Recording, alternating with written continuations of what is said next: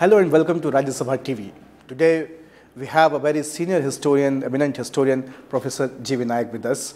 Professor G.V. Nayak is former president of Indian History Congress. He is a retired professor from Mumbai University. He was heading the history department there. Professor Nayak, when we talk about our freedom movement, our struggle for independence, there is a very critical and very important role of mass media, of journalism, of publications. How you see that role? Indian national movement, liberation movement, had two interrelated goals. One was to activize Indian people to put an end to the oppressive colonial rule. And second was to create a new life, a new society on the basis of certain ideals.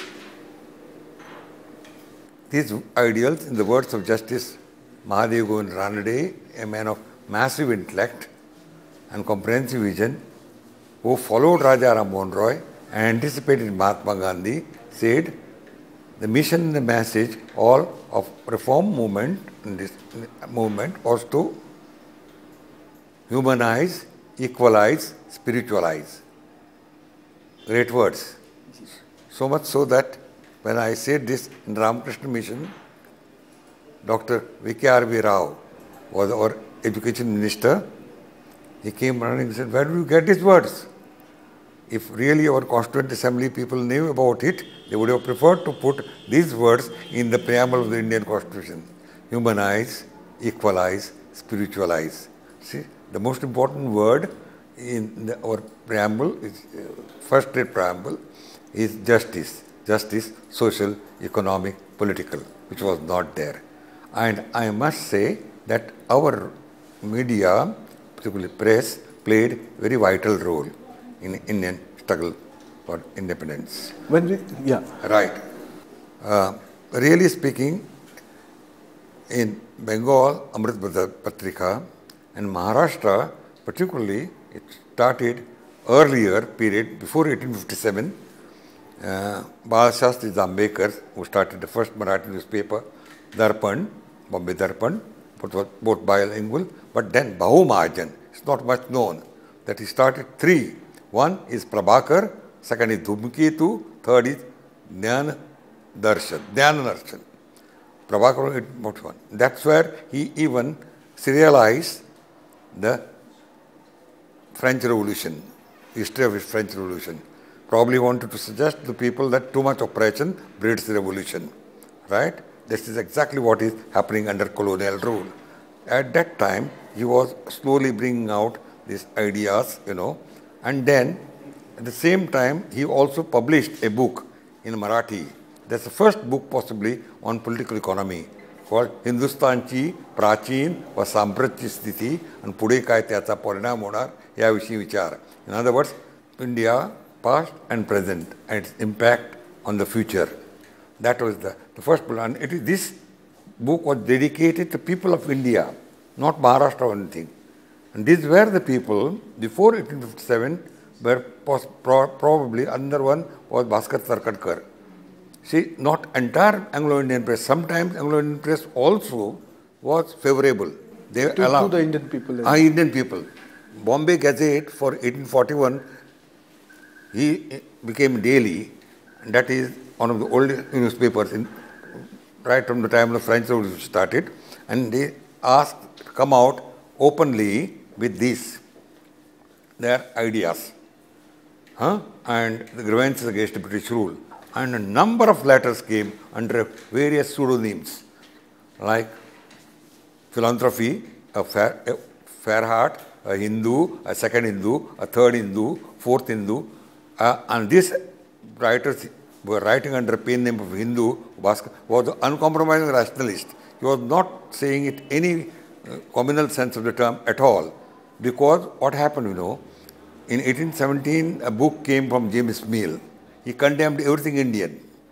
And that book, The History of British India, he periodized Indian history on communal lines. He called it Hindu period, then Mohammedan period, Thank God he did not call it English period. He called it British period. Right? This is something which he did. And he wrote, he said, the Hindu, like the eunuch, excels in the quality of a slave compared to one. Everything Indian he condemned in this to counteract the disparaging account of James Mill. They wrote under a pen name of a Hindu. At the same time, Beto is traveling from west to India and he is documenting 1857 mutiny. That little later, This is 1841 I am talking, 1841. At that time, this man, this editor who was a pro-Indian liberal editor, and he allowed, and he published these letters on Bhaskar Pandurang Tarkadkar, and his brother was Dadoba Pandurang Tarkadkar. He is also known as Panini of Marathi grammar. He was a great scholar and he started anti-caste movement. They really wanted to bring about total revolution. The first man said that we cannot look on our government in any other light than that of the most bitter curse India has ever visited with. He never called it divine providence. Many other intellectuals here said about British rule, divine providence. He said no, it's the most bitter curse India has ever visited with. And he proved them by writing long 8 letters in which they were like not letters though written under heading correspondence. They were like lead papers, editorial page, lead articles. These were published by him. He said, you are ungrateful wretches. You are great from India, and India you are ruined.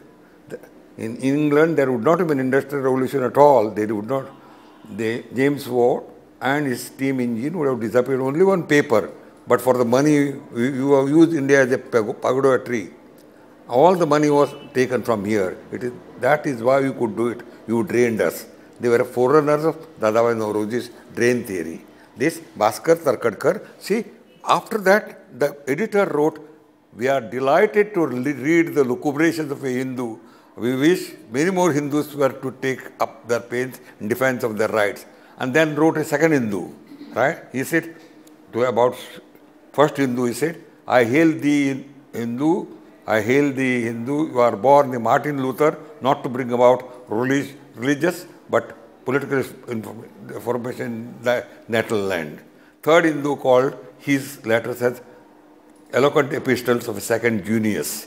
See, in England, one Junius was writing letters against the British England Council, George III. He said, exactly, that's what we want to know now, because Karl Marx is writing about the mutiny. Time magazine is publishing reports about the mutiny and uprising in India. That's right. And other journals are also coming up, but they are both kind of reports. They are fully about how the Britishers are good and how these sepoys of mutiny are bad and brutal.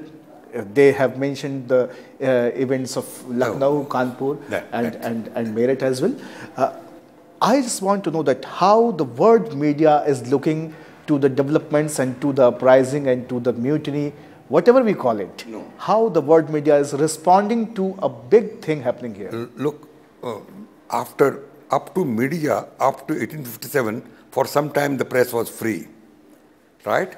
In India, Charles Metcalfe liberated the press in the year 1835. He was punished. He was not made Governor General. He was acting Governor General. Acting. But he was punished. They said free press and foreign rule will go together. They cannot go together. You made him. But what happened? After him, those Governors General who succeeded him, easygoing Auckland, flamboyant Ellenborough, war veteran Harding, and Imperious Dalhousie did not pay very much attention to the press. During that time, literature that came, this Bhaskar Pandurang Tarkadkar, who published these 8 letters, anti-British, you see, during that period. Bhau Mahajan wrote during that French Revolution, all that during that period, they had done it. Otherwise, it would not be possible. After writing, that editor was removed. There was a revolt in the Anglo-Indian community here. What kind of letters are you publishing of his? So much so, under so much pressure from Calcutta, Mumbai, Madras, all Anglo-Indian committee rose in revolt as one person against him, and that editor had to be was removed. pro-Indian liberal editor, you see, of Bombay Gazette was removed. And again, by and large, Anglo-Indian press, you see, was not for us, or our press, which said, this is wrong. Today, the modern research shows us that it was not merely Sepoy Mutiny. What V.D. Savarkar had written in 1905, that book, was a first Indian War of Independence. More or less, historians have come to that conclusion. It was not merely a mutiny, it was a great uprising where there was also people's participation. And it is wrong on their part to dismiss it as merely Sepoy mutiny, right? But at that time, press was not free. They could not come out openly. It's once again the same issues were taken up in a big way by Lokmanya Tilak in his Kesari and Maratha. This Kesari was in Marathi and Maratha was this. It is Tilak for the first time introduced Karl Marx to this country. I have published an article in this in EPW. Now it's quoted by all Marxists here also. See, right? It is he who introduced it, trade union movement. Who brings Karl Marx to the journals of... yes, that's to notice. You see, it is he, Karl Marx. Communist Manifesto came out in the year 1848, earlier. But Tilak's paper started in 81. In Maratha, he brought a number of articles which he published where name of Karl Marx and class struggle appears. That's it. And that's why he was. That is the why the British regarded him as enemy number one. In their secret papers, enemy number one of the British Raj. Once he is removed, others, they say, they are only satellites. Once he is removed, at any cost, they wanted to take him out. And for his two articles which were published in Kesari, he was sent to Mandale jail. There.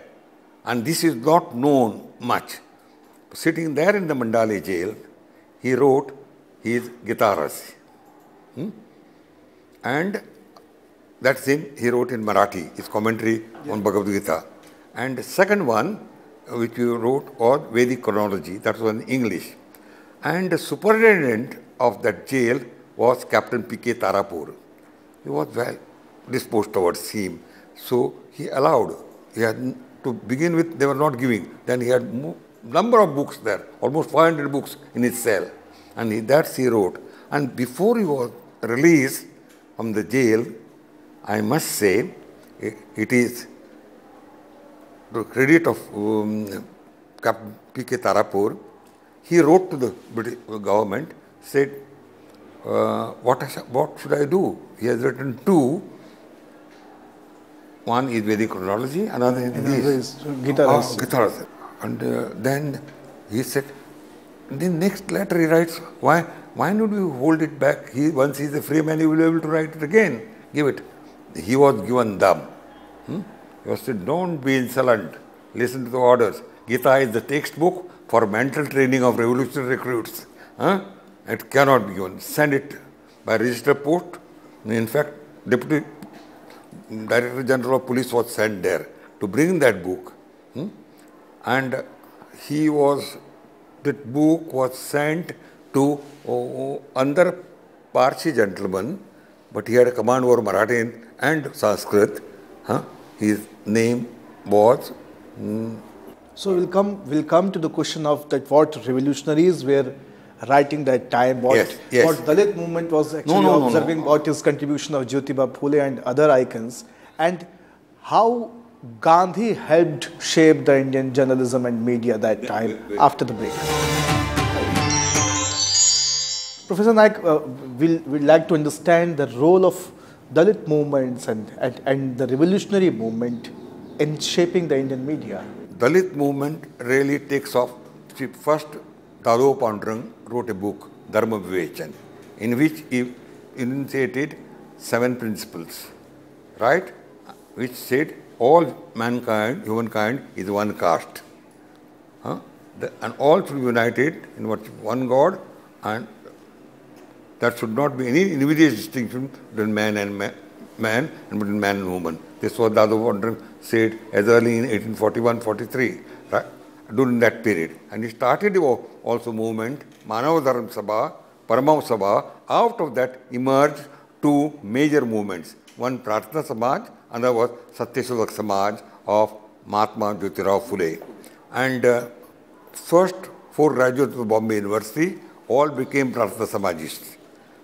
Mahadev Govind Ranade, Ramakrishna Gopal Bhandarkar, Bal Mangesh Wagale, and Mama Navaji Modak. These are the first 4 women graduates of University of Bombay, now University of Mumbai, came into being on 18th of July, 1857, and first graduate came in 1862. And these 4 graduates, all of them became Prarthana Samajists, and they became great leaders. I need not tell you, most competent. Justice Ranade was, even he coined the phrase Indian National Congress. And he also started, along with that, Indian National Conference. Right? Indian National Social Conference. Indian National, because you, only one side no, you must also create a new life, a new society. The social reform was also needed. Not merely freedom would not do. See? Definitely, you, and not only, both of them are the not only Swaraj, but also Suraj. Both should be there, na? Without that, no meaning. Mere freedom. Exactly, and the same bargain is by the revolutionaries also. That is it. That is the reason, and the greatest revolutionary we had to begin with social was Mahatma Jyotirao Phule. Right? It has been said, but his writings can be compared to a wild fruit, perhaps not very juicy, but full of medicinal qualities. Right? This Jyotirao Phule is the man who was the first, probably in the old world, to say that women should have equal rights, even more rights. Psychologically, you want to make a point, then you even exaggerate it. Yes, equal right, first to say. And he educated it against overwhelming odds. He educated his own wife. And he started from home, and that also became a value. Now Pune University is named after Savitribai Phule. Savitribai Phule. My God, what a woman. See? She was taught, made a teacher, because you couldn't get teacher to do that, see. And he was, Mahatma Phule was truly a friend of the poorest, the loneliest, and the lost. At the same time, sir, revolutionary forces are also talking about the social reform in this country. Not only the freedom, and be it Ganesh Shankar Vidyarthi or Bhagat Singh or the people from the other party. Bhagat Singh was later, but Bhagat Singh was the socialist. He wanted social reform very much, very, very much. Indeed, so much so later people were not almost a Gandhian in his approach. He wanted India to be, he was a first-rate revolutionary, one of the greatest revolutionaries. Now, really revolutionary tradition also starts with Maharashtra. First was Vasudev Balwant Phadke. Yes. He also wanted social reform. In that way, they were doing it. A whole lot of them were also wanted to bring about a social reform. But they had priorities, at least. Was the first, this, even Tilak. Once we become master of our own country, we will do what we like. First, we must see this yoke of foreign imperialism must be thrown off. We should be masters of our own, and then we do what we like. Some others were saying simultaneously we should have both. Right? Some of them were doing. One of the greatest revolutionaries was, of course, our Bhagat Singh. Real saint. And his writing, like Gandhi is writing in his journals and other journals, at the same time Bhagat Singh is also writing with multiple names, nicknames. Pseudonyms they used to write, you see. Under various names he has written, see, why I am an atheist. Professor Bipin Chandra, who is one of the acknowledged authority of Indian nationalism, come out with and original book of his, first book, The Rise and Growth of Economic Nationalism, is a classic. He also has written one Bhagat Singh autobiography, and there he writes that why I am an atheist. He was also not only a freedom fighter, but also a fighter for human rights. How you see these other centers like along with Mumbai, there are things happening in terms of writing and publishing and standing for the freedom. It is happening in Punjab, in Jalandhar and Lahore. At the same time, it is happening in Benares, and then it is happening in Kolkata as well. So how you see these things? That is the reason why Indian National Congress was founded, to bring all this on one platform. Streams together. And for that, Indian National Congress was founded in 1885, and Justice Rande immediately adjunct to it was the Indian National Social Conference. Sir, they used to be held, meetings were held on the same pandal. And that was the distance of Justice Mahadev Govind Rande, as I have told you, humanize, equalize, spiritualize was his. That this must be, freedom must come, and along with that freedom must come also this social justice to the people. Vast majority of the people were not given that freedom, isn't that? That's why justice is the most important in our constitution, preamble. Justice, social, political, economic, which was denied to vast majority of people, particularly women were excluded. I have told you, first 4 graduates of Bombay University were male. Rande, Bhandarkar, Bagale, Modak. No woman graduate. No woman was allowed to appear for matriculation examination. A postmaster's daughters on Feroz applied. They said, no, we cannot do anything about it. And then Bombay University refers to Calcutta University. They did not answer at all. They kept it on the file, the letter. What is to be done? After a long hesitation, only in 1888, the first woman graduate came out of Bombay University, and that is Cornelia Sorabji. Only one girl was there in Deccan College out of 300 students. And first woman graduate was coming out in 1888. That's it. How you see Gandhi's role in developing the mass media? Gandhi conquered 2 greatest enemies of mankind, Mahatma. And that is, one is malice, other is fear. Malice towards none. He said, malice, if you try to fight malice with evil, it multiplies. You must fight evil with good. And he gave us a formula, there cannot be oppression unless there is oppressor and oppressed cooperate with each other. Refuse to cooperate with the oppressor, right? And other, he removed fear in the minds. Once he removed the fear, British could do nothing. Their bayonets, how many people will they kill? A Babu Ganu would say, run the truck over me. He would sleep there. They couldn't care less, you see. When he took out the Satyagrahis, that's exactly what Gandhiji did. By doing that, he absolutely, that's why after Gandhiji's assassination took place, see, Pearl Buck said, this is second crucifixion. American Secretary of State said that he was truly spokesman of the conscience of the whole mankind, right? Now, and British, whose empire he liquidated by peaceful means through ahimsa and his satyagraha.